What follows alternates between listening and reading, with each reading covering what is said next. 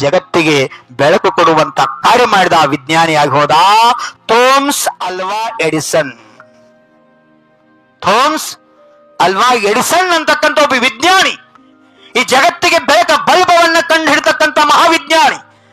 ಆ ವಿಜ್ಞಾನಿ ಜೀವನ ಹೆಂಗಿತ್ತಂದ್ರ 3ನೇ ಇದ್ದಾಗ ಸ್ಕೂಲ್ ಟೀಚರ್ ಸ್ಟಾಪ್ ಎಲ್ಲ ಕೂಡಿ ಸಾಲಿಂದ ಹೊರಗೆ ತೆಗೆದಿದ್ರು ಅವನ. ಆ ಮಗು ಏನಾತು? ವಿಜ್ಞಾನಿ ಆಯ್ತು. ಯಾರಿಂದ? ತಾಯಿ ಯಾವ್ದು ಕಡಿಮೆ ಅದ ಹೇಳ್ರಿ ನೋಡು. ನೀವ್ ಯಾಕೆ ಆಕಿ ಸ್ಥಾನದಾಗ ಇರಬಾರ್ದು?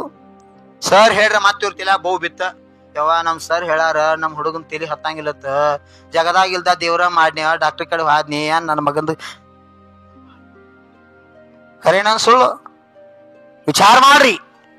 ಒಬ್ಬ ಕ್ಲಾಸ್ ಟೀಚರ್ ಅಲ್ಲ, ಓಣ್ಯಾಗಿನ ಮನುಷ್ಯರಲ್ಲ, ಇಡೀ ಸ್ಟಾಪ್ ಎಲ್ಲ ಕೂಡಿ ಹೇಳಿತ್ತು, ಚೀಟಿ ಬರೆದು ಕಳಿಸಿದ್ರು, ನಿನ್ನ ಮಗನಿಗೆ ವಿದ್ಯಾರ್ಹತೆಯ ಯೋಗ್ಯತೆ ಅರ್ಹತೆ ಇಲ್ಲ.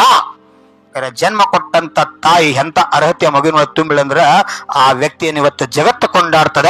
ಮಹಾನ್ ವಿಜ್ಞಾನಿಯಾಗಿ ಹೋದ. ಯಾವುದರಿಂದ? 1 ಸಲ ಅಲ್ಲ, 999 ಸಲ ಪ್ರಯತ್ನ ಮಾಡಿದ. 1000ನೇ ಸಲಕ್ಕೆ ಯಶಸ್ವಿ ಆದ.